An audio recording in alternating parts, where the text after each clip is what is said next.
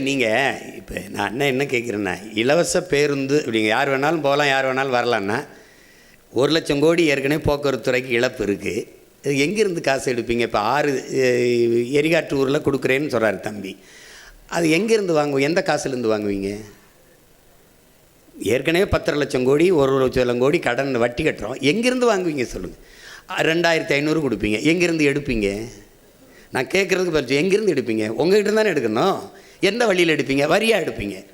உங்கள் சொந்த சொத்தை, பரம்பரை சொத்தை விற்றுட்டு யாரும் எங்களுக்கு தர வரல. இல்லை, இது இலவசம்னு எப்படி சொல்கிறீங்க? மக்களிடமிருந்து மக்கள் காசை எடுத்து மக்களுக்கு கொடுக்குறது சேவை தானே வழிய, அது எப்படி இலவசமாக இருக்கும்? அது ஏன் என்னை நீ என்ன பிச்சைக்கார மாதிரி நான் உனக்கு அதை கொடுக்குறேன், இதை கொடுக்குறேன்? உன்னை யாரா கொடுக்க சொன்னது? உன்னை யார் கொடுக்க சொன்னது? நீ இலவசம் கொடுப்பா என்ன உனக்கு தேர்வு பண்ணி வச்சுருக்குது? நீ என்ன கர்ண மகாராசா மாதிரி கருணைத்தொகை குருணைத்தொகைன்னு யார் நீ? இந்த கர்ண மகா பிரபா நீ என் காசை எடுத்து, அதுவும் குறிப்பாக எங்கள் ஆத்தாளப்பன் குடிச்சு கொடுக்குற காசை எடுத்துக்கிட்டு நீ இது கொடுத்துக்கிட்டு, இதில் ஒரு வேடிக்கை தம்பி. ஒரு நல்ல ஆட்சியாளன்னு அதை சிந்திக்க மாட்டான். எங்கேருந்து கொடுப்பீங்க?